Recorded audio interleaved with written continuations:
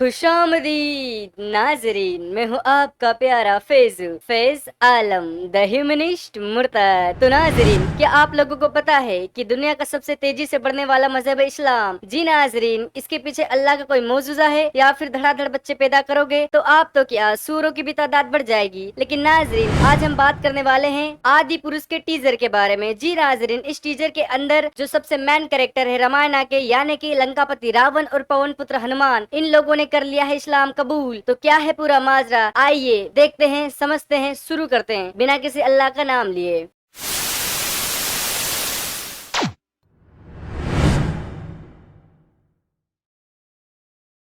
आप सभी का इस्तकबाल है मेरे चैनल में, और अगर आप चाहते हो कि आप मेरे थोड़े और करीब आ जाओ तो आप मुझे फेसबुक पर फॉलो कर सकते हो, जहां पर मैं आपको आपके सभी सवालों के जवाब दूंगा अगर वक्त मिला तो नाजरीन, क्या आप लोगों को पता है कि हमारा सैफू बचपन से ही अलाउद्दीन खिलजी और छपरी टिकटॉकर का है बहुत बड़ा फैन। तो हमारा सैफू ने अपने इसी शौक को अपना टैलेंट बना लिया और कहा मुझसे कोई भी काम करवा लो लेकिन लुक वही रहेगा जो मैं चाहूंगा। लेकिन नाजरीन, इस टीजर को देखने के बाद लोगों ने कहा कि हमने तो देखा है कि रावण काफी ज्यादा गोल्ड ज्वेलरीज पहनता था, सर पर ताज पहनता था, लेकिन वो सब तो हमारे सैफू ने नहीं पहना। तो ओम राउत जी का कहना है कि देखो वो पुरानी बातें हैं, ओल्ड इज गोल्ड होता होगा, ओल्ड जमाने में गोल्ड पहना जाता होगा, लेकिन आज नया जमाना है, टिकटॉक और यूट्यूब का जमाना है, तो रावण भी बिल्कुल लेटेस्ट होना चाहिए। इसीलिए हमारा सैफू का हेयर कट और दाढ़ी बिल्कुल लेटेस्ट है। अब मुझे समझ में ये नहीं आ रहा कि भर भर के जेल लगाने के बाद भी मेरे बाल कभी खड़े नहीं हुए, लेकिन हमारे सैफू ने जो कि रावण बने हैं उस त्रेता युग में कौन सा जेल लगाया था कि इनके बाल खड़े हो गए, मुझे भी बताएं ताकि मैं भी अपने बाल खड़े करूं। वो कौन सा जेल है प्लीज मुझे बताएं। और दूसरी तरफ हमारे रावण ने लगाए हैं आंखों में लेंस जो कि हैं बिल्कुल नीले नीले। मैं कहता हूं कि उस जमाने में कौन से लेंस थे, किस ब्रांड के लेंस थे, मुझे भी बताएं ताकि मैं भी नीली नीली आंखें करके ऐश्वर्या राय बन जाऊं।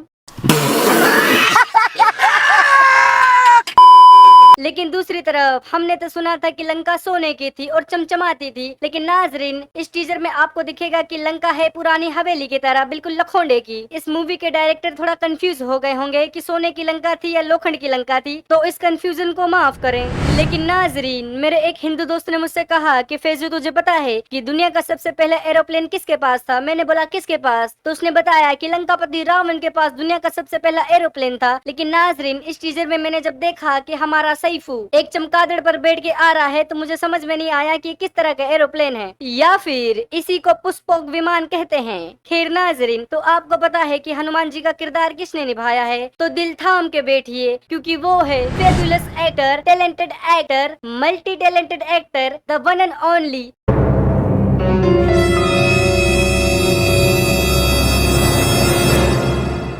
शोएब जमाई। जी नाजरीन, मुझे पता था कि हमारा शोएब बहुत अच्छा एक्टर है, लेकिन बॉलीवुड की नजर आज तक इनकी एक्टिंग पर क्यों नहीं पड़ी, इसका मुझे अफसोस है। लेकिन खैर नाजरीन, ओम राउत जी ने इनका टैलेंट पहचाना और ये सोचा कि शोएब जमाई यानी कि हमारा प्यारा शोएब इस किरदार से लोगों को कर देगा मुतमईन और हमारे शोएब को मिलेगा बेस्ट हनुमान जी का ऑस्कर अवार्ड। लेकिन नाजरीन, क्या आप लोगों को पता है कि इस फिल्म के अंदर सीता जी का किरदार किसने निभाया है? तो वो है कृति सेनन, जिनकी हाइट है 5 फीट 10 इंच। लेकिन दूसरी तरफ हमारा सैफू जो बना है रावण, उसकी हाइट है 5 फीट 7 इंच। तो इतना छोटू सा रावण क्या है किसी का किडनैप करेगा? मैं तो ये सोच रहा हूँ इस मूवी के लास्ट में जब राम जी रावण को मारने के लिए ढूंढेंगे तो कहीं उन्हें ये खबर ना पता चले कि हमारा प्यारा सैफू किडनैप हो चुका है।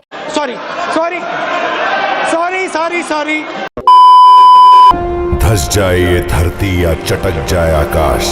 चटक तो रही है हमारे प्रभास भैया की खोपड़ी और वो भड़क रहे हैं इस मूवी के डायरेक्टर पर, और देखो कैसे गंदे गंदे इशारे कर रहे हैं। लेकिन नाजरीन, हमारी फिल्म इंडस्ट्री को मेरा एक छोटा सा मशवरा है, अगर आपको मूवी बनानी है तो किसी अच्छे कॉन्सेप्ट को बनाने के लिए आपको उतनी ही मेहनत करनी पड़ती है। लेकिन रामायण जैसा कॉन्सेप्ट जिसके ऊपर पहले ही कई सारे सीरियल और कई सारी मूवी बन चुकी है और सुपरहिट रही है, तो मुझे नहीं लगता कि आपको इस तरह की बेवकूफी करनी चाहिए। मैं तो बस इतना ही कहूंगा, अगर आपको राम जी की मूछें लगानी थी और रावण को दाढ़ी लगाना था तो आप राजा दाहिर और मोहम्मद बिन कासिम पर बना सकते थे। वो मोहम्मद बिन कासिम जिसने किया था सिंध पर हमला, और राजा दाहिर जो थे सिंध के बादशाह, उन्होंने अपने मुल्क को बचाने के लिए अपनी जान को भी दांव पे लगा दिया। तो इस तरह के हिस्टोरिकल कैरेक्टर को भी अगर आप दुनिया के सामने रखोगे तो दुनिया को पता चलेगा कि हमारा हिंदुस्तान का इतिहास कितना बड़ा है। तो चलिए दोस्तों, मिलते हैं नेक्स्ट वीडियो में। जय हिंद, वंदे मातरम।